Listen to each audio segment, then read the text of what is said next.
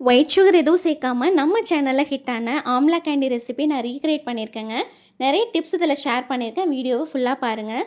இது செய்கிறதுக்கு நெல்லிக்காவை வாஷ் பண்ணிவிட்டு ஒரு இட்லி பாத்திரத்தில் வச்சுட்டு இந்த அளவுக்கு நல்லா வேக வச்சு எடுத்துக்கோங்க. இப்போ சூடு ஆறுனதுமே இதில் இருக்கிற சீட்ஸ் எல்லாம் ரிமூவ் பண்ணிவிட்டு ஒரு மிக்சர் ஜாரில் சேர்த்துட்டு நல்லா ஃபைன் பேஸ்ட்டாக அரைச்சி எடுத்துக்கோங்க. உங்களுக்கு ஃபைன் பேஸ்ட் கிடைக்கலன்னா 1 டேபிள் ஸ்பூன் அளவுக்கு நாட்டு சக்கரை சேர்த்து அரைச்சிங்கன்னா கிடச்சிடும்.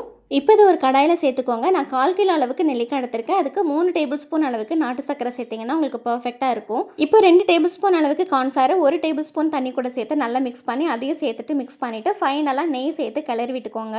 நம்ம கையில் தொட்டு பார்த்தோம்னா கையில் ஒட்டாமல் வரணும்.